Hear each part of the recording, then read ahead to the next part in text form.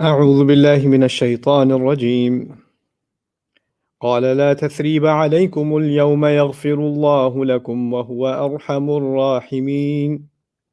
اذهبوا بقميصي هذا فألقوه على وجه أبي يأت بصيرا وأتوني بأهلكم أجمعين.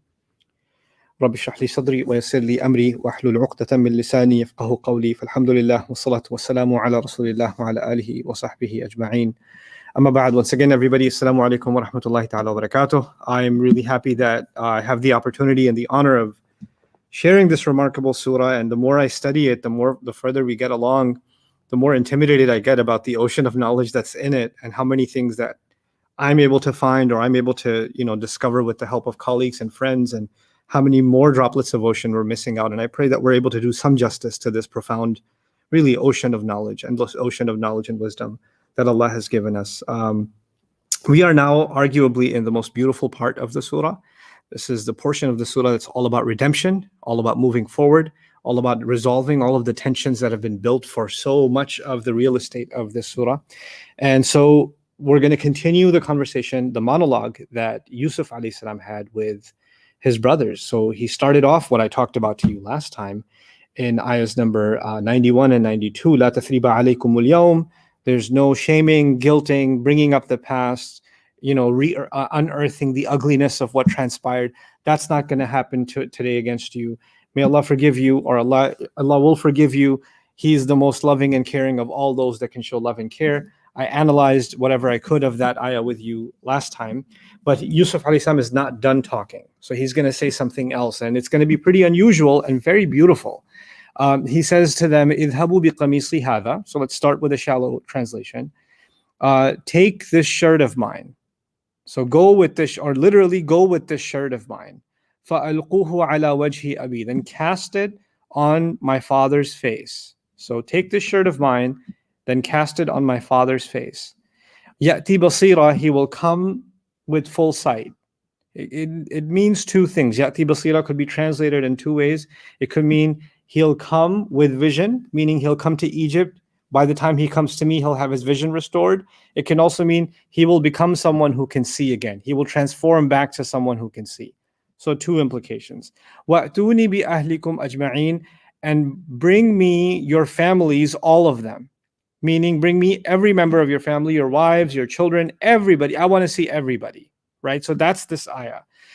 It packs quite a punch, this ayah. There's a lot going on here. And the first thing that I'm going to talk about is maybe not directly so much this ayah, it's related to this ayah, but it's about the larger theme of the surah itself.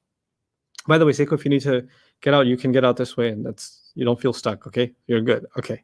Is sound okay? Everybody's okay with sound? If you click on the top right on comments, you'll see. So that's a part of the interruption. But anyway, so the first thing I want to talk to you about is there's a lot of curiosity about the one of the running themes in the surah, which is the shirt. It's occurred in three contexts.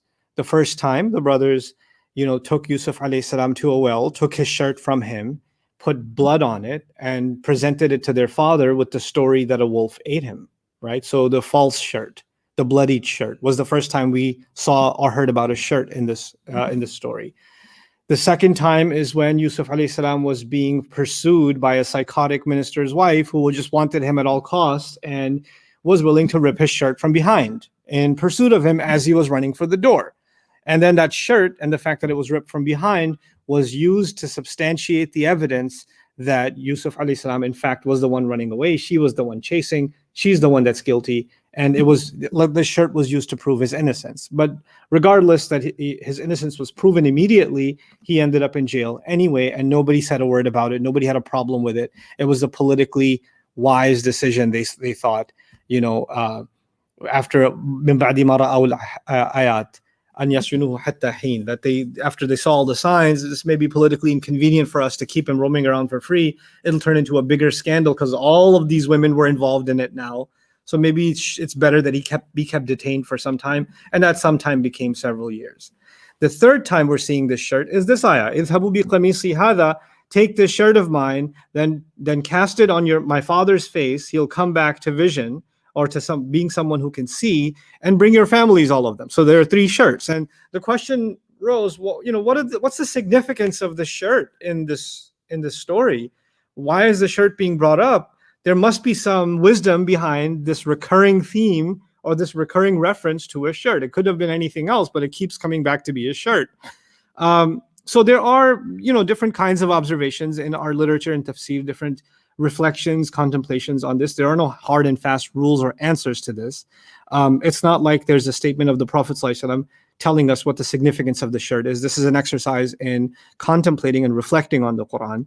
And so I'm really grateful that one of the aspects of my study of the Quran is that I get to take advantage of a Quran study group. So myself, Sheikh Suhaib, and a few other brilliant young scholars are part of this small WhatsApp group where when I'm preparing for a lecture, and I think there's room for everybody to collaboratively discuss and share ideas and reflections. I post things, and they post their research papers and other interesting pieces on there. It's a very exclusive private group that I'm a part of. But today I wanted to post that, what do you guys think about this shirt? Here are my thoughts about it, and I want you guys to chime in. And some really beautiful contemplations came out of that, and I want to take advantage of what was shared, some of the things that I shared, and some of the things that some of my friends and colleagues shared, because I thought they were very beautiful. And so this is basically a summary of the discussion we had in our group about the shirt and what it's doing in the story of Yusuf alayhi salam. And I'll start with my own comments as I wrote them, and summarize those to you. But in order to make sense of this, let me recap real quick so you guys can keep up with what I'm saying, okay? So the shirt has come up how many times? 3 times, yeah? The first time, the shirt with blood on it. The second time, the shirt that got ripped by the lady. The third time, take the shirt of mine, give it back to dad, his vision will come back. So the first shirt with the blood on it, we'll call it 1. The second shirt that was ripped, we'll call it 2. And the third shirt, we'll call it 3. Right, so that's just to keep. So instead of me saying the shirt with the blood, the shirt that got ripped, it's too wordy. So 1, 2, and 3. Those are the 3 shirts we're talking about. So as I make reference to these numbers, that's what I'm referring to. Okay. So 1 was brought to father with a malicious lie against Yusuf. And look at the poetic justice that now they have the same people who brought shirt number 1 to dad to convince him of a lie now have to bring him shirt number 3 and embarrassingly tell him the truth. The same lie that they created with 1 shirt has to be undone with the other shirt, right? So it's, the crime was created by that shirt, and now the resolution of it is coming with a shirt. It's also interesting that Yusuf alayhi salam, of all things he could have given to them, because apparently he has cups to spare, so he gave a cup to Binyamin too, right? There's money to spare. There's other things you can give, a letter, any memento, but he decided of all things to give a shirt to them. And there are different aspects to that, as we'll see. But one of those aspects is, you guys like taking shirts from me, huh? You know what? I'll just give you one. And what you did with that shirt, you give it to dad to prove to him that I'm dead. Well, now you're going to give him a different shirt. How about you make up for that 1 shirt you took, and now you make things right. So it's kind of this poetic justice taking place, in 1 shirt being taken to dad in the beginning, and a very different shirt being taken back in the end. The shirt of falsehood in the beginning, and the shirt of truth at the end, isn't it? Right? So that's 1. 1 was forcefully taken, and while the other shirt number 1 was forcefully taken, obviously Yusuf alayhi salam didn't take his shirt off for them to take, and they were in a position of power and authority. And in number 3, the shirt is being given to them with authority. Go take this. So who's got the authority now? And they were taking it, but now it's being given to them, and they're being commanded to take it back to the father. 1 presents, this is about, a problem and a resolution. So the shirt number 1 presented a false case, and it remained unresolved, an unresolved mystery for several years, right? So 1 presented a false case, and the lie remained unsolved for several years. And 3 represents the truth and resolves the case, right? We've said that so far. So that's 1 and 3, but what about 2 in the middle? 2 could have been used as evidence against Yusuf. And immediately, so the false case could have been made, and immediately the case was solved also. So what you see now is, in 1 case, shirts are being used, or a shirt is being used, to create a lie that can last a long time before a resolution is reached. And in the other case, the same thing that could have been used as a lie against Yusuf alayhi salam, the same thing was used as evidence for Yusuf alayhi salam, and that too immediately. What we might learn from that is that sometimes we face problems in this life, and Allah in His wisdom has it that the resolution for that problem could take many years. And we may not see the solution to that problem for a very long time. And there are other times that Allah decides that you can see the solution to that problem immediately. And you know what? Sometimes even getting the immediate solution to a problem doesn't make things better. You think, I just want this resolved. I want my innocence proven. Yusuf had his innocence proven. Did that help? No. In fact, the fact that he got his innocence proven made her angry and made things exponentially worse for him, actually. And the time it took to resolve what was very painful for Yusuf alayhi salam and extremely painful for his father, and all of these trials that he went through, at the end of the day had wisdom and good come of it that couldn't have come otherwise. Right? So sometimes, like Allah says, كَلَّا بَلْ تُحِبُّونَ الْعَاجِلَةَ, like you people love to rush. You want to get things resolved quickly. Allah decides which problems will be resolved quickly, which problems will be resolved over time, and sometimes things that come quickly aren't the best, even though we think they are. And sometimes things that take their time and they cause pain are the best, even though we think they're not. Right? So that's yet another reflection on the shirt and the time associated with them. D is also a little bit tricky because, so I've got A, B, C, and D so far. An intimately personal artifact can be used to substantiate a lie if one isn't careful to examine the evidence. Here's the thing. We are used to now in modern culture, especially in social media culture, we're used to sound bites. They found evidence. This person did X, Y, Z. How do we know? Well, his shirt was there. Or they left behind they found drops of blood, or they found their DNA, or they found whatever. They found a hair, right? They'll take a strand of evidence and say, since we found this evidence, it's clear this is the person who did X, Y, Z, right? Now, the thing is, let's talk about the shirt that got ripped for a moment. If the headlines were, Yusuf tried to take advantage of the woman of the house, and it was proven because his shirt was ripped. When they came out, his shirt was ripped. And they conveniently skip a little bit of the detail. His shirt was ripped from where? Behind. Like you just skip that a little bit and say his shirt was ripped.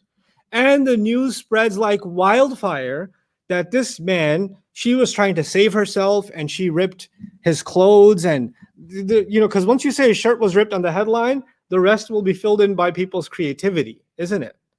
And people will say, obviously, this was a crime. They found his shirt. His shirt was ripped. And they'll be so convinced that they have the absolute truth on their side because the evidence being presented is something intimately close to the person being talked about. Just because the evidence comes from something close, like a shirt, nothing's closer to my body than my shirt, or the evidence comes from someone close to you, that doesn't make the evidence foolproof. That doesn't mean you have to reserve judgment until you actually analyze. We are too quick to pass judgment on things that we now get in sound bites. You just get a headline and you already know this person did it. They found this, they found that. They found skid marks of the car. They found tire tracks. They found a shoe print. They found this, and immediately it's done. Or if it's not physical evidence that is of intimate nature, close nature, then it's a person. His best friend said da. His own wife said this. His son said this. His brother said this. Her uncle said this. They would know, right? They're lying too. So when someone's close to you, all of a sudden that's automatically what? It's credibility. Well, his brothers called him a thief, didn't they? So just because someone's close to you and they're speaking, everybody else will say, well, his own family said X, Y, Z. That doesn't make it true, does it? And family can present some, if you take the story, even though I'm digressing from the shirt for a moment, if you take the story of the narration that Yusuf alayhi salam had stolen the idol from his grandfather, his maternal grandfather, so he wouldn't do shirk. When they retell the story and call him a thief, are they going to give that context or no? Mufassirun will give that context and say he actually did something good. He was doing something similar to his grandfather, Ibrahim alayhi salam, great grandfather, isn't it? because he broke the idols. Now he's taken the idol. He's following in his dad's footsteps. It's something commendable. But if you skip out some details and you just use the first part of the sentence, he stole. And even if that's true, what does that make him look like? You understand? So partial evidence, or looking at evidence without thoroughly analyzing the entire context, is a remarkably dangerous thing to do.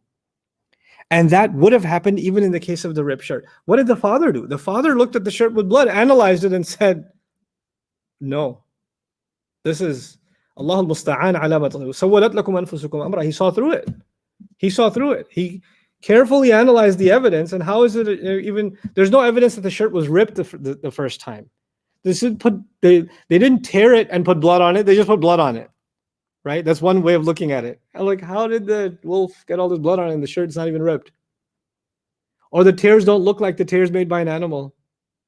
You know, they're really neat tears. How did the animal do this? How come the tears are over here, but the blood drops are over there? Like, you could just analyze it a little carefully, right? And you start poking holes in a theory.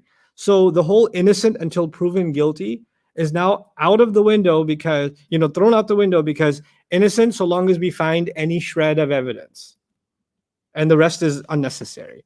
Now, my wife Valerie, who's sitting here, had some thoughts about the same thing, the shirt. So I decided to incorporate that because I appreciated the insight.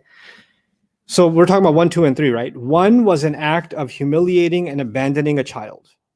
So taking a child's clothes and then abandoning them in a well, humiliating, insulting him, and abandoning him in a well. That was 1. 2, the shirt number 2, was an act of humiliating a man by the woman, right? She's trying to humiliate him by treating him like an object that she can just, make use of and cast away and slander if she feels like, because what does his life matter? What does his dignity matter? So it's the second shirt is also associated with humiliating, and it also is associated with abandonment. Why abandonment? Because the minister who he served for all those years was completely okay leaving him in jail. So humiliation and abandonment surround the context of shirt number 1, and humiliation and abandonment surround the context of shirt number 2. And perhaps Allah is teaching us through the surrounding context of both of those shirts that humiliation and abandonment are some of the hardest things a person can suffer in life. Perhaps that's one of the intended goals of surrounding the shirt with those two recurring dark themes, right? So a person's dignity is one of the most precious things they have. And a person's deep connection with other human beings is yet another, trust, reliance, someone you lean on, are some of the most important things in a person's life. And if those things robbed of a person, you can have everything else in life. When those things are robbed of you, you feel like you have no life. You feel like you have no joy in life. So those shirts being taken from him are also his dignity taken from him, attempted dignity to be removed from him, and abandonment. Like in one case, the treacherous behavior coming from those he loves, his brothers. And another treacherous behavior coming from the one he served so loyally. And he's just leaving him to rot. No problem. So humiliation and abandonment in 1 and 2. And in number 3, he sits in a position of honor. So it's reverse of humiliation. He's sitting in a position of honor. And no one can take his shirt now or rip his shirt. Now he's the one to give the shirt now, isn't it? Allah has put him in that position. And he's grateful now to be not in a position where nobody's going to touch my shirt. I will give my shirt. So it's been reversed. And now he's in a position of honor. And he's meant to undo the abandonment by means of the shirt. Because now, when he's going to give the shirt to his brothers, they're going to take it to dad and the family will be reunited. So the two things that happened because of the shirt at the beginning were humiliation and abandonment. And with the third comes honor and reunification, the opposite of abandonment, right? So that resolution happens with shirt number 3. It's also important just building on that theme, the redemption of honor and of abandonment. To help you understand this point, let's think of the two, negative incidents as, the negative incidents surrounding the shirt, the brothers and the minister's wife, 1 and 2, right? Let's think of it this way. When in old times you had a kingdom, the king wears a crown. When the king has a throne, right?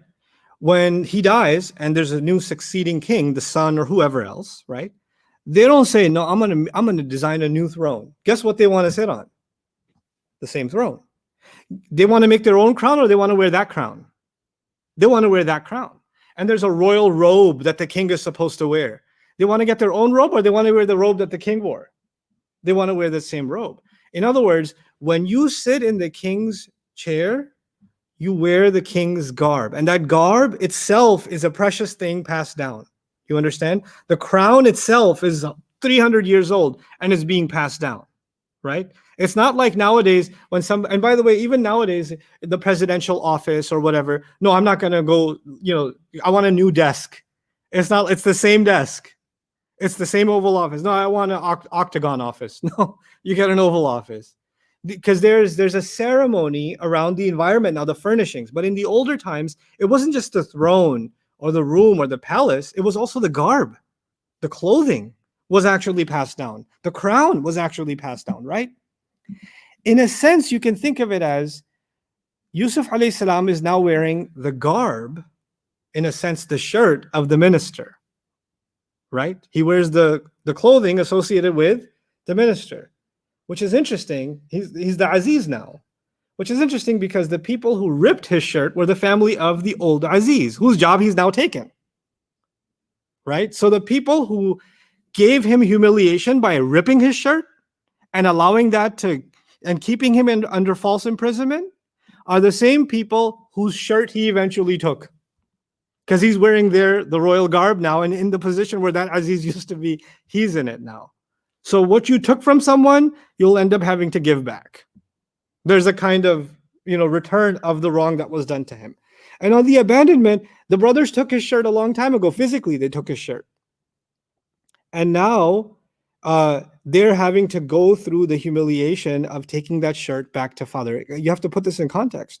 For so many years, they've been yelling at dad about, forget Yusuf, he's dead. Come on, a wolf eat him. And now what do they have to go and tell him? With the shirt. He's alive. He said to give you this. Like, what face will you take to your father when, after decades of humiliating him about even mentioning Yusuf's name, you're going to take this shirt and hand it to him and say, Yusuf's alive, Dad? You don't even have to say, we've been lying to you ruthlessly this entire time. We have been so cruel to you and heartless to you this entire time. We can't even look at ourselves in the mirror, but we have to face you. And if it were up to me, I would never have faced you, but he's commanded us to come back and give you this shirt himself. He needs us to face you. He wants us to face you. Like, can you imagine what that's like? Right? So the ones who caused him that are now being made to suffer the consequences of that. One of the members of our group, Hassan Mahmoud, thank you so much, Hassan, for your insights. I'm going to read them to you. So when you take something dear from someone, you will end up having something taken from you. The brothers had their pride and status ripped from them. Likewise, the family of Aziz too. You caused abandonment and hurt and humiliation. You caused humiliation. You were caused humiliation. You take something from someone, something you have will be taken away. Blinded by the sorrow, and this is still Hassan's insights, blinded by the sorrow caused because of the false shirt and restored because of the true shirt, but yet never missing basira. So one shirt caused him blindness over time, and the other shirt is going to cause his sight to come back. And yet, that entire time, whether his eyes physically could see or not, he never lost insight. And he never lost vision of the fact that Yusuf alayhi salam is going to come back. He could see things for what they actually are, physical eyes present or not. The question coming to this about his eyesight, Yusuf alayhi salam says, go take this shirt of mine, put it on his face, his eyesight will be restored. The question then arose, how did he know that he lost his eyesight? Because the brothers haven't told him that. They haven't, not according to the Quran, they haven't said it. Maybe the Quran has omitted that detail. You can say maybe they told him and as a result, he responded to this. There have been other explanations. Other explanations include, he's a prophet, Allah revealed to him that your father is blind, and Allah revealed to him miraculously that if you put this shirt of yours on his face, that his eyesight will come back, right? That would be the miracle aspect of Being a prophet, you get news of the unseen, right? And it could be similar to the argument that Yaqub knew, alayhi salam, that Yusuf is alive because Allah revealed to him that Yusuf is alive.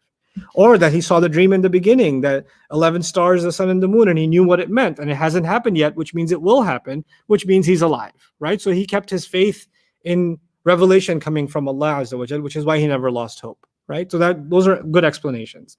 But there's another interesting explanation. And this is mentioned in modern literature, but before we read modern literature, I'm going to read something to you. We discussed this, Sheikh Suhaib and I today, from Imam Fakhruddin al-Razi. And, Razi being a genius of his time, and it's a classical, monumental work of tafsir. Actually, Suhaib considers himself Imam Fakhruddin al-Razi's attorney currently. So if anybody on Twitter misquotes Imam Razi or says something not representing Imam Razi's actual views, he goes after them and says, no, he didn't say that, because he did translate the first volume of Imam Razi's tafsir, so he gets to be his lawyer. But anyway, so when he shared that with me, I was like, no, I think we need to give due credit. We need to read with our audience what he literally said. And this is centuries ago, right? And Imam Fakhruddin al-Razi is saying this. وَيُمْكِنْ أَنْ يُقَالْ, it could be said, لَعَلَّ يُوسُف عَلَيْهِ السَّلَامَ عَلِمَ أَنَّ أَبَاهُ مَا صَارَ أَعْمَى إِلَّا أَنَّهُ مِنْ كَثْرَةِ الْبُكَاءِ وَضِيقِ الْقَلْبِ ضَعُفَ بَصَرُهُ. It could be said that Yusuf alayhi salam knew that his father hasn't quite become completely blind, except that because of the excess crying and the tightness and trauma that he feels in his heart, his eyesight has become nearly blinded. His eyesight has become extremely weak from all the crying and all the stress. So he's getting blurred vision. And so he's not completely, lost his vision, but he's to the point where he can't clearly see anymore. Okay? فَإِذَا أُلْقِيَ عَلَيْهِ قَمِيصُهُ, and when the shirt will be thrown on him, فَلَا بُدَّ أَنْ يَنْشَرِحَ صَدْرُهُ, then it has to be that his heart will finally feel ease, which we'll get to in a moment. But Razi is saying, when the father feels the shirt of his son, and they say, this is your son's shirt and he's alive, the joy that he will feel, the tension that's been in his heart mounting for years and years, that's just going to get released. وَأَنْ يَحْصُلَ فِي قَلْبِهِ الْفَرْحُ الشَّدِيدِ, and that his heart that has been grieving with sadness for decades is now going to be flooded with the most intense joy. وَذَلِكَ يُقَوِّ الرُّوحِ, and that is going to empower his soul. وَيَزِيلُ الضَّعْفِ, and is going to do away with the weakness. عَنِ الْقُوَى, and overpower it with the strength that he feels. فَحِينَئِذٍ يَقْوَى بَصَرُهُ, and at that very moment, even his eyesight is going to feel empowered. Like the retina is going to feel a rejuvenated sense of life. What he's basic, and وَيَزُولُ عَنْهُ ذَلِكَ النُّقْصَانِ, and this loss of vision is going to go away from him. فَهَذَا الْقَدْرُ مِمَّا يُمْكِنْ مَعْرِفَتُهُ بِالْقَلْبِ, this is something that can be rationally understood. This is understandable. Imam Razi is saying he's going to feel so good that he'll be able to see properly again. That's basically what he's saying, right? You would say, what does that mean? You feel good and you're going to get better? That sounds silly. فَإِنَّ الْقَوَانِينَ الطِّبِّيَّةَ تَدُلُّ عَلَى صِحَّةِ هَذَا الْمَعْنَى. And then he says, Imam Razi says, centuries ago, medical principles seem to indicate that this is a correct idea.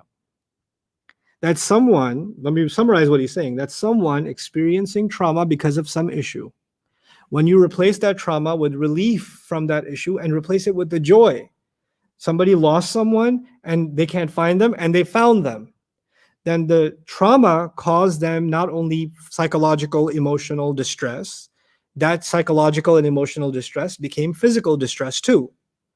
And when that psychological and emotional distress has been replaced with relief, then with it will come physical relief. That's what he's saying. And this is so far ahead of its time that he's actually making a connection between the psychological and the physiological, right? It's incredible that this is being said well before modern medicine. Well before. And now, if you think of it, and Mahmoud actually, Hassan Mahmoud wrote this, and I want to read this to you, which is in modern literature, that psychosomatic diseases is a reality. Bezel van der Kolk's a prominent trauma researcher, he has a book, The Body Keeps the Score. That's the name of the book, The Body Keeps the Score. Discusses how psychological trauma, if left unresolved, manifests physiologically. So we get physical symptoms because of psychological ones. If the deepest source of one's pain is addressed, then true dramatic healing will follow. So we should look beyond the superficial in all matters and identify root causes to our problems, including the spiritual, as individuals, communities, and ummah. And is it that Yusuf alayhi salam, when he says, give him the shirt and he'll be able to see? Hassan asked the question, was 3 a part of Yusuf being taught that Ta'wil al-Hadith? You know, Yusuf alayhi salam, Allah said about him that Yaqub told him, you will learn the meanings behind all kinds of speech and all kinds of communication, all kinds of events. And is it that Allah has given him the wisdom to know that when you heal somebody emotionally, they start healing physically? And the shirt is going to give him that feeling because you caused him so much pain when he saw my shirt with blood. And now it's going to replace the memory of that terrible shirt with this wonderful shirt. It's going to be different now. When he feels this shirt, can you imagine? Well, I'm getting ahead of myself. When he sees this shirt for the first time, what's he going to do with that shirt? You know, and we're not there in that image yet, but he's not going to let go of it. His face is going to be drowning in it, in tears of joy. He's going to hug it like it's his own child. That shirt is not leaving his side at all. He's just like, this shirt represents relief for him of so many years. And he's looking at it and laughing and looking at it and smiling and looking at it and thanking Allah. And all of the pain has disappeared because the shirt is there, right? And so that will cause him healing. And this is something that Yusuf alayhi salam seems to have been given by revelation too, that this is one of the insights that Allah has given him.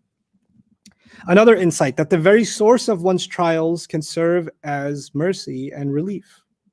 Each time the shirt was taken represented an apparent new low, but it was all leading towards something far greater and the highest of highs when the shirt was given. Meaning, first time the shirt is taken, he ends up in Egypt, a new opportunity. Second time a shirt is taken, he ends up in a new low, which is, the prison, and even a bigger opportunity, right? So one, an opportunity to understand society, another, an opportunity to actually serve society. So first you understand society, then you serve society, right? So he every time Allah put him through something, you notice that really bad things are coming right after shirts. Something happens with a shirt. Right? So the first time something happened with a shirt, he's in a well, he's a slave, all of this has happened to him. Second time the shirt is ripped, he's in jail. But what's coming after that is something huge and something that's going to be pivotal in his life. Until finally, the final shirt is the ultimate worldly gift that Allah Azza wa Jal gave him, and spiritual gift too, the ability to serve humanity, the ability to, relieve his family, the ability to reconcile differences, to remove the effects of shaitan on his family. And so all of it is tied in with that third shirt.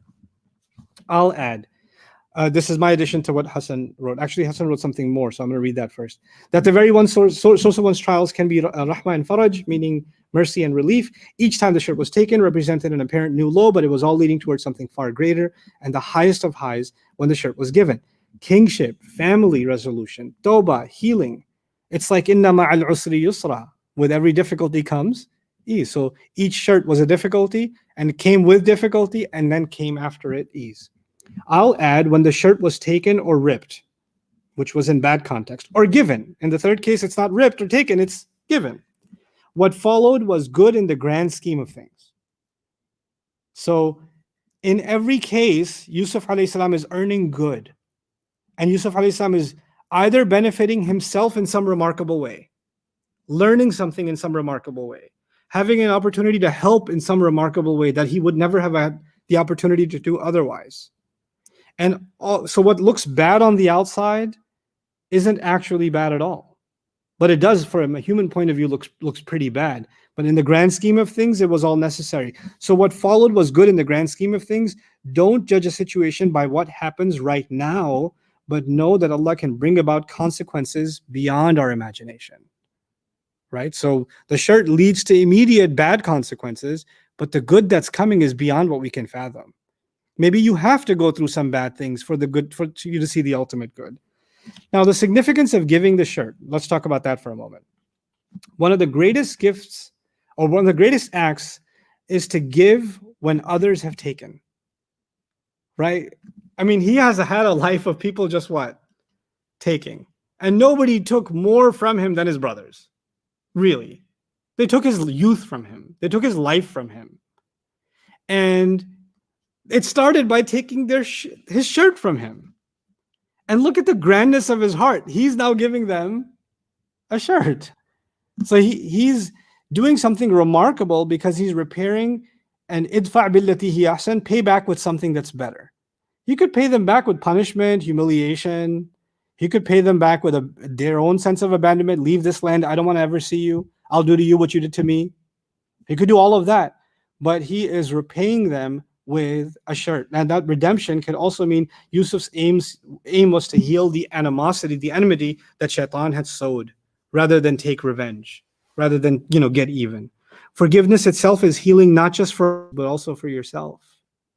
If you want to harbor those terrible feelings about what they did to you, and you don't want to you want to keep thinking about it, it doesn't just hurt them. Now it's hurting you. It's holding you back from living your life. So forgiveness is also something you do for yourself. You're not necessarily being benevolent when you do that. And so he says that the offering of the shirt was taken by his father possibly as a sign that Yusuf has moved on, has forgiven. Now we talked about the nuances of forgiveness and how forgiveness is not the same as what Allah forgives. And there are layers of it. And we talked about that in La Tathriba Alaykum al-Yawm. So that doesn't need revisiting now. Suhaib had something awesome to say. I love you, Suhaib, for saying this one. I don't care. I don't mind saying it. You my bro. I know this I'm going to read this exactly as you wrote it, just so you'd be embarrassed. I know this will sound weird, but the shirt came with the fragrance, his sweat, basically. What fragrance does the shirt have? Well, if you've been wearing it, then it's got your sweat on it, your body odor on it, instead of lying blood. So the first shirt blood has a smell, yes? So the first shirt smelled like blood, and the second shirt arguably will smell like what? His sweat. His if you wash your children's clothes, and if you're around your spouse's clothes, their clothes have a certain scent. Yeah? Okay. The smell of truth was previously blotted out by blood. So the first shirt could not have Yusuf's smell because it had blood on it. It was overwritten. It was overrun by the smell of the blood. While blood evokes death, what does sweat evoke? Hard work, striving. Notably, Yaqub alayhi salam could smell Yusuf, not some fancy royal perfumes. So later on, Yaqub alayhi salam is going to be lying in bed. He doesn't know about the shirt or nothing. They're on their way, and Yaqub alayhi salam said something so profound. He's just in bed around his family, his son's kids and their wives, and he says, I'm finding Yusuf's scent. Yusuf's scent. Not the scent of the royal of Egypt, not the perfumed cologne scent, but the scent of Yusuf, the scent of hard work, its authenticity. He is still the same Yusuf despite all that has transpired. That's also inside of the shirt. That's awesome. Part of the purpose of the story is how Yusuf, and this is Saqib, by the way, Saqib, who brilliantly helps us with insights from the Old Testament and Genesis, also chimed in, and I thought it was really awesome that he did. Part of the purpose of the story is how Yusuf alayhi salam learns to interpret, and through his story, perhaps, to teach us how to interpret reality. So we're seeing how he interprets things, and by way of teaching us that, Allah is teaching us how to interpret certain things. So, in the case of one meaning the shirt with the blood. Remember 1, 2, and 3? We're still on that. 1, it has false evidence, which should not fool a man of faith. Right? So it had false evidence, but it didn't fool Yusuf alayhi salam or Yaqub alayhi salam. 2, it has true evidence. It is ripped, which does not fool an intelligent man. Its evidence is proving his innocence. So it has true evidence, but it won't fool an intelligent man, which he acts against anyway. So even if you have intelligence, if you don't have faith, you can't have justice. Right? Because the minister was a smart guy. When he realized the shirt's ripped from behind, smart enough to know Yusuf is innocent, right? But still didn't do the right thing. Right? So You could present false evidence to someone of faith and they won't fall for it. They're too intelligent for it.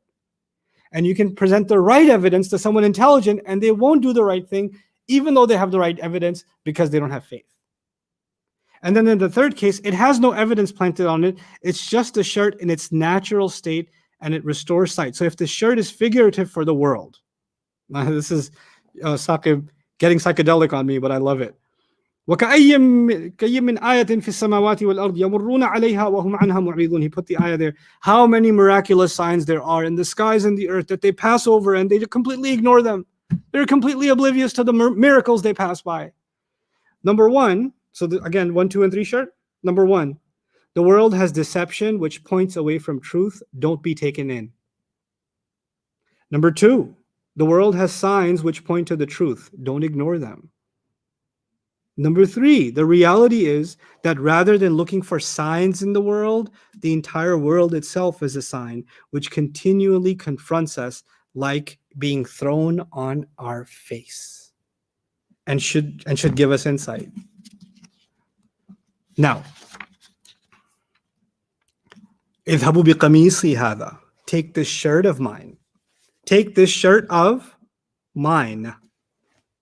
Why mine? Because it was never yours to take. He didn't just say, take this shirt. He said, take this shirt of mine. Here. Just remember, it's mine. It was never yours. This is not, you never take someone's shirt. You never take someone's dignity. You never take something from someone forcefully. So the mine is significant, yeah? Something that you find in surahs, even though we're going to talk about the organization of the surah eventually when we're kind of at that point. I have a pretty elaborate plan for the rest of the surah. You think we're in the 90s, we're almost done. We're not almost done. I'm sorry to disappoint. I got a lot to say and a lot to study. But I will say this. There's something called anchors. So let me tell you what anchors are. I think I invented, it's a bid'ah. I made it up. Anchors are, sometimes in a surah, Allah will use certain kinds of words. And later on, what seems unrelated, he uses similar words. So these two get anchored with each other, because if you're a careful reader of Quran or a memorizer of Quran, then you're like, hey, Allah used that kind of word here too, and here too. So he's creating a sort of a subtle mental connection between two things that are far apart within the same surah. Yeah? The words are, اذهبوا بقميصي هذا. اذهبوا bi, which means take away. Take away, or go with. Early in the surah, فَلَمَّا ذَهَبُوا بِهِ, same word, فَلَمَّا ذَهَبُوا بِهِ وَأَجْمَعُوا أَنْ يَجْعَلُوهُ فِي غَيَابَةِ الْجُبِّ. When they took him away, and they reached consensus, and they gathered together to put him in the darkness of the pit. They took him away. Now, this is an interesting wordplay by Allah Azza wa Jal himself. The first time we saw take away was when they took him away. And ironically, the one who took them, they went with him to take him away, is now telling them, take this shirt and go. So dhahaba is interplayed with each other. It's contrasted against each other. It's interesting also that there they said, wa ajma'u. They gathered. And what does Yusuf say to them? Go with this shirt of mine and bring me, your families, the entire gathering of them. Ajma'in. Ajma'u, ajma'in. So there's a play on those words too. Then there's another interesting thing. He didn't say, put it on my dad's face. He said, drop it on my dad's face. Or cast it, or almost like throw it on my dad's face. Put it down on. Alqa means put down. Now, if someone's standing, you can't put down a shirt on them or on their face. Perhaps subtly, the imagery of the ayah is suggesting that Yaqub alayhi salam was sick. He was crying so much. They were saying you're going to die of sickness by crying. So possibly he's bedridden. And when someone's lying in bed, what's the only way to put a shirt on their face? Drop it on them. So the word drop, alqu, may suggest that he's lying in bed. He can't even get up at this point. And then the shirt is put on his face. Alquhu. It's also interesting that in the Quran, this verb is used for transformation, miraculous transformations. Musa's staff, which is lifeless, Allah tells him to do ilqa of it, alqihi, throw it down, drop it, it'll turn into a living snake. And now you're finding, throw this shirt to my almost lifeless father, whose eyes are losing life, and he will restore. Right? It's interesting in the story of the staff and the snake. سَنُعِيدُهَا سِيرَتَهَا الْأُولَى. I'm reminded of those words for some reason. We'll restore it to its original state. Right? And here, Yaqub alayhi salam's eyesight will be restored to his original state by the casting. It's flipped. There, when you pick it up, it'll restore to its original state. Anyway, so there's this interesting connection to the word casting or throwing, which has to do with, in the Quran, it's associated with miraculous transformation, okay, or divine intervention. Now, he said something else that's really beautiful in this ayah. Every word in this ayah is just so powerful. We spent a lot of time on the shirt, so we're not doing that now. Take this shirt of mine, throw it on what? My father's face. Wajhi abi. Well, hold on, your dad too? And so many places in the Quran, when in the surah, what did they say? Your father. He has a father, your father, our father. Those are the phrases that have been used. So the father has been associated with your, our, etc. Yeah? What does Yusuf alayhi salam say? Put this on your father's face? Put this on our father's face? No. Drop it on what? My dad's face. Mine. Let me tell you something. Those of you that have kids have experienced this. If you've traveled. You travel away, you have little kids, 2-year-old, 4-year-old, 5-year-old, whatever, right? You come back from your trip.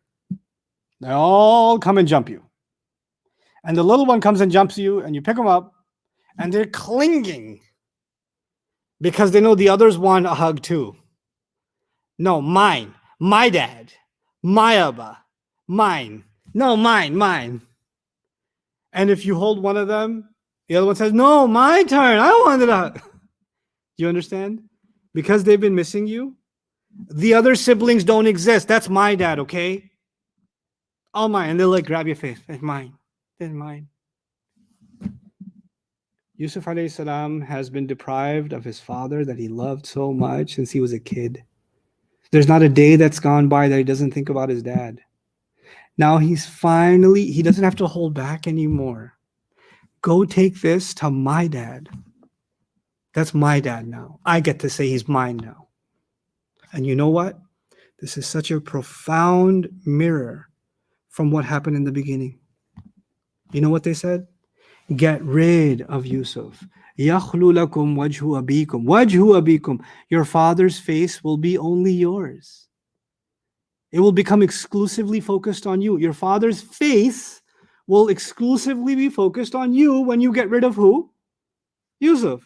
And ironically, in the end, Yusuf is saying, alayhi salam, his face and he is mine. Give this to my dad. Put it on his face and put it on my dad's face. I get to take ownership now. You were so jealous and so worried at one stage that he's mine and all mine. You were so worried about that. You know what? Deal with it. Now he is mine. It wasn't like that before, but it is now. I'm going to claim him. His emotions for how much he misses his father have come out of these words and just saying, my dad. Like what his heart must be feeling. I can't wait to see him. How is it going to be when I see him? I've been waiting for you for so long. I've been praying for you for so long. I have missed you so much. The kind of tears they must have shared when they see each other. Just these words coming out of his mouth, how he must have had just tears rolling down his eyes. Take this shirt of mine and put it on my dad's face, on my dad's face. It's also important for you to know that he knows that they've been mean to dad all these years. He knows that. And he's saying, you didn't act like he was your dad. So I'm telling you, now he's mine. Just like you didn't act like he's your brother. So I said, this is my brother. Remember that? وَهَذَا أَخِي. Because you didn't treat him like yours. So you know what? He's under my shade now. And you didn't treat dad with the right respect. So he's my dad, and you're going to put this shirt on my dad's face. That's what you're going to do now. So, idhabu بقميصي هذا وألقوه على وجه أبي. Then he says, يأتي بصيرا. He will become someone who can see again. And it also means he'll come seeing. He'll come seeing. What that means is his eyesight will be restored, which we talked about, but one dimension we didn't talk about. Yusuf alayhi salam's alive. I get to see my beautiful boy again. Remember that one of the qualities of Yusuf alayhi salam is his beauty? He was a beautiful child. And to replace that beauty, Yaqub alayhi salam had no choice but to say, I must find beauty in something else now, and that'll have to be sabr. So he said, sabrun jameel. One thing beautiful has been taken, I have to replace it with something else beautiful. But I've replaced it long enough with that beauty. I did my sabr jameel now. I get to see my Jameel Yusuf again. And how can I see him if my eyes don't work? So it's like you put your mind to work to restore yourself physically. Like my eyes have a reason to see now. I want to come back to my boy and I want to see him. I will fix my eyes. I will stop crying. I will get better. I know I will. You know what this is? The people are in hospital. They're given a bad diagnosis and then they're told you should have hope. They're like, yeah, I have hope. But actually, when you mentally and emotionally lose hope, you have nothing to look forward to, then your physical body starts giving up also. And people that never mentally give up and say, I will walk again, I will do it again, they can fall 1,000 times in physical therapy, and guess what? They're going to be running a marathon in 2 years. And it's happened 1,000,000 times. Yaqub alayhi salam now has a reason to use his eyes other than tears. He will come to me to see me. He will come with vision because he has reason to see that. He wants to see his family reunited. He wants to see his son that he loved so much, that he hugged and said, don't tell your brothers your dream. That's the last conversation. That's since then. And now he's going to come sing Ya'ti Basira. And then Yusuf alayhi salam didn't stop there. He said, and this is what we're going to end with, but this is pretty heavy also. Wa'tuni bi ahlikum ajma'in. Bring me your families, all of them. Every member of your family. So now he knows his brothers are family men, right? But he knows some other things too. He didn't say bring them. He said bring them to me. He put a little personal touch in there, didn't he? Why did he add that me? Bring me your families. Because you did me a lot of wrong. I won't shame you for what you did, but I will never hold what you did against them. They never did me any wrong. They're my family. I'd love to meet them myself. Bring them to me. I can't believe I have so many nieces and nephews. I have so many sister-in-laws. I want to meet all of them. Bring me every single one of them. I can't wait to be reunited and celebrate with my family and get introduced to them for the first time. I want that celebration for myself. He has lived without family most of his life, hasn't he? He's lived in isolation. His only companion has been his spiritual father, Ibrahim alayhi salam. His father and the memory of his father and the legacy of his spiritual father, Ibrahim alayhi salam. But otherwise, he has no family. Now Allah has given him a huge family, right? And it's really important to note here that some people in this life, when they accept our religion, they have no supporting family. They're like Yusuf in Egypt. But they still have their father, Ibrahim. They still have family. But then Allah will bring into their life good people. And they can have family. Right? وَالَّذِينَ آمَنُوا وَعَمِلُوا الصَّالِحَاتِ لَنُدْخِلَنَّهُمْ فِي الصَّالِحِينَ. Those who believe and do good, we will absolutely enter them into righteous company, which has been understood to mean in the next life and in this life. Allah will bring you around good people. He will give you a good family. He'll give you a good community. Now, let me tell you something about, I won't name my country where I come from originally, but Muslims in general. When you have a fight with your brother or with your uncle, then your uncle, your cousin, your niece, your nephew, their barber, their neighbor, their pet cat, all of them are your enemy. When you have a problem with one, you got a problem with anybody from that bloodline. And they're all condemned. So if you are seen with any one of them having normal relations, it's like you're a traitor because you had a problem with one. You must boycott all. You understand that? All those people's family, we want nothing to do with them. Well, that, you know whose kid that is? No. Away. But wait, isn't that what Yusuf's brothers did when they hated Binyamin because he was associated with Yusuf? You hate Yusuf, but by extension, because he's connected to Yusuf, you hate him.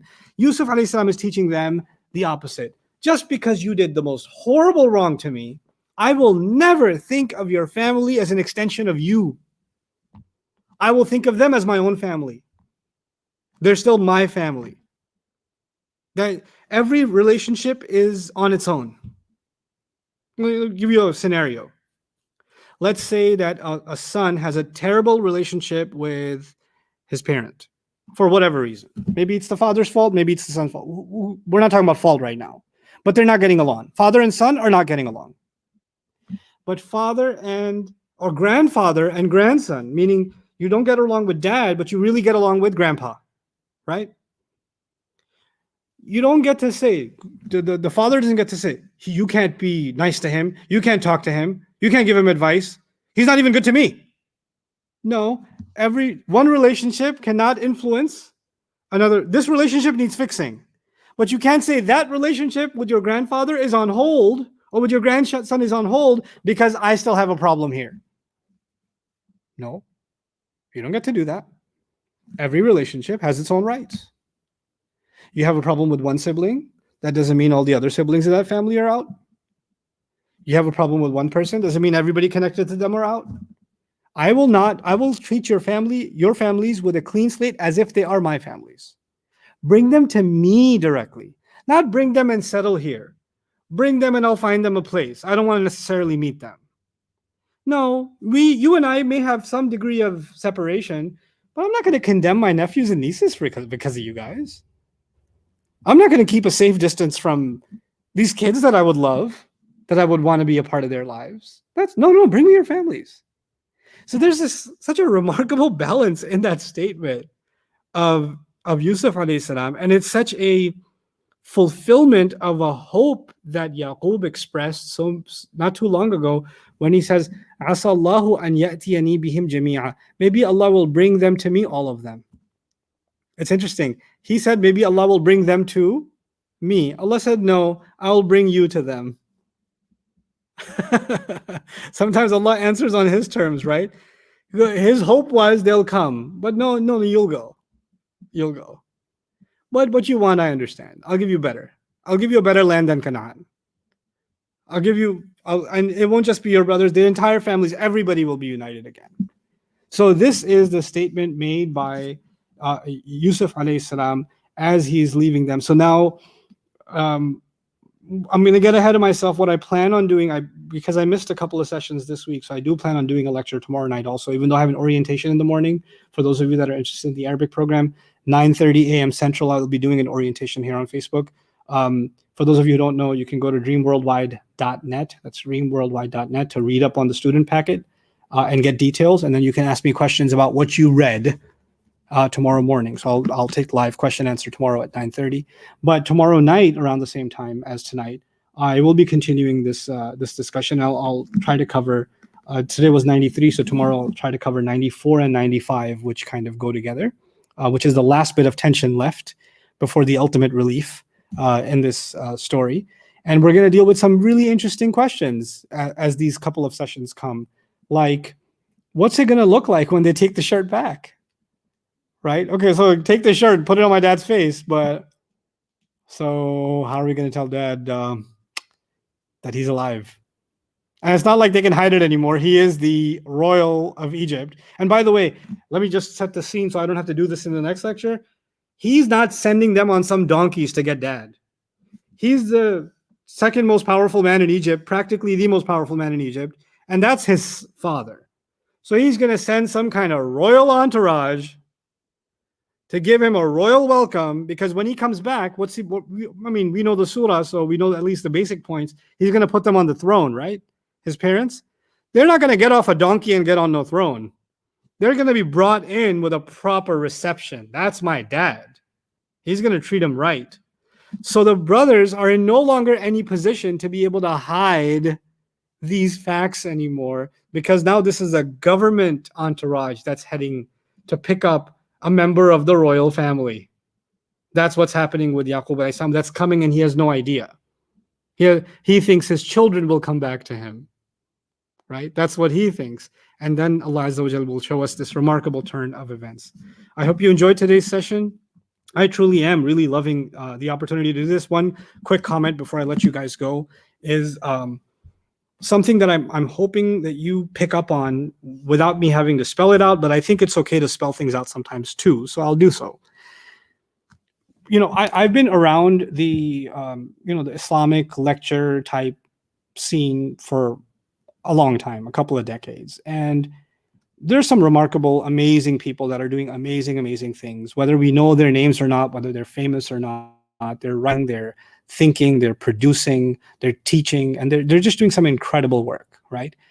But unfortunately, just like in any other space in human activity, in this space also, you wouldn't expect it, but in this space also, there's a lot of negativity.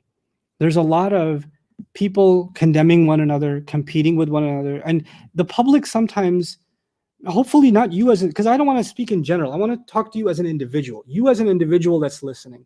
I hope you don't ever take part in, hey, have you heard this person's Sirah series? Well, that person's Sirah series is better. And then you go to the whatever sheikh gave a lecture series. By the way, there's another sheikh who gave a lecture on the same surah and it's better than yours. I just wanted you to know. You want to instill this idea of there's some kind of contest about who knows more or who's better or whatever. And then it's not just this immaturity on behalf of some listener, because the fact that somebody's trying to explore, for example, the Prophet's life, and the fact that somebody else is trying to explore and teach something about it are both beautiful efforts. And they may have different insights. You may learn something from one that you didn't learn from someone else. This is, and they should both be, if they know each other, they should be collaborating with each other and saying, hey, so have you studied this part yet? What did you think about it? And help you. It's not a competition, it's collaboration. There are insights today from Hassan, from Saqib, from Suhaib, from Valerie, if I get an insight from somebody, it doesn't take away from me to share where I got it from and to give them credit for what they've done. Some people have done amazing work and I've benefited tremendously from it. I want for people that want to learn about Islam to develop a collaborative attitude, especially when it comes to the study of the Quran, that when you find somebody who knows more or is speaking about something with more insight, that you benefit from that. When you find someone else, you benefit from that too. But you don't put a scorecard in your head. I give this one a 5. I give this one a 7. Why? This is not sports. They're not doing it to earn ratings or followings. That's not why they do that. That's not why you should be listening anyway. So let's get rid of that negativity. Let's, and when people make mistakes in understanding something, what's the thing to do? Well, he said this. I'm not so convinced. I'm not so sure why that's right. Or, I've heard this idea. Here's what I think instead is enough. You don't have to send someone to hell.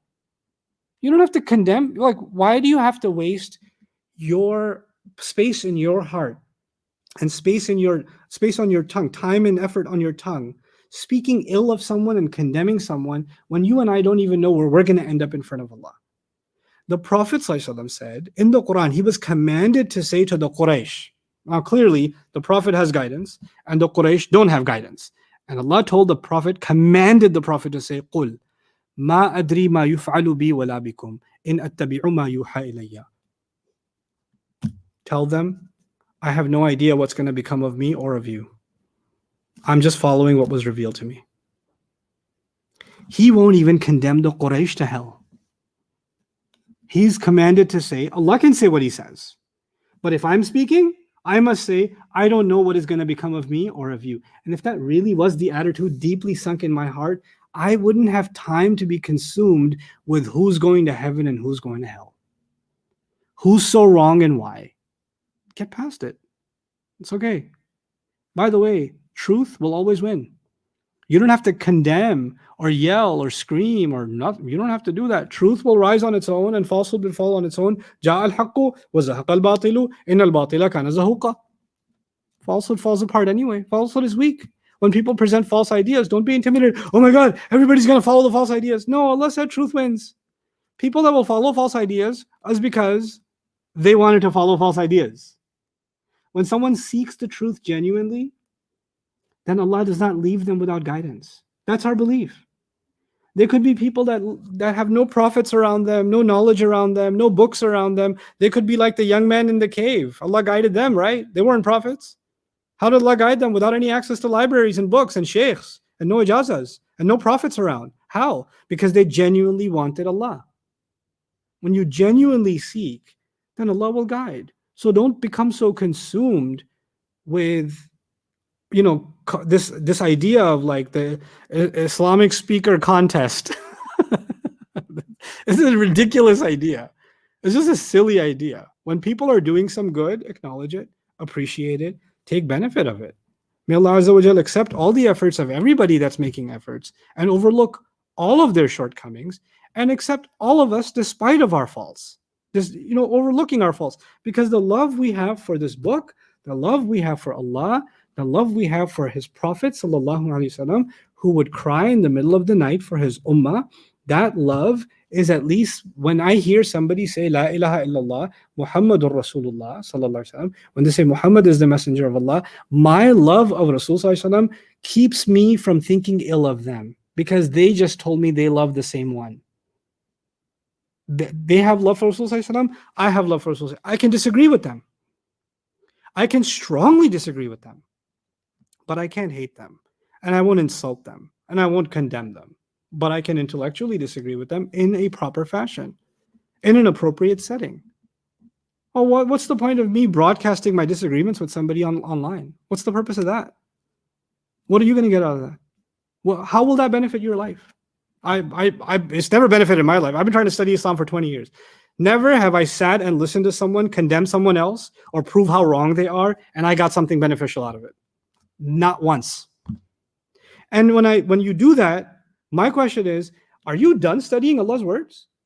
So you know everything there is to know about Surah Al-An'am? Because Suhaib wrote a PhD thesis on it. And it took him several years for one surah.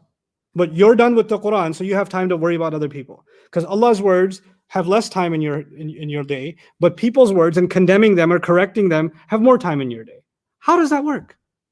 I don't get it. How do you have so much time to discuss the differences between this group and that group and that group and that group, and you don't even know what were the moments the Prophet ﷺ cried the most? You don't even want to know. You haven't even explored. Why? Don't you have someone who loves you so much that deserves some more time from you? Someone who loves you more than anyone, any creation can ever love you, spoke to you. He spoke to you and me. Doesn't this deserve time? You have time for other stuff, and then you call it you're serving Allah's deen. How is that serving Allah's deen? I don't get it. I wouldn't serve deen that way.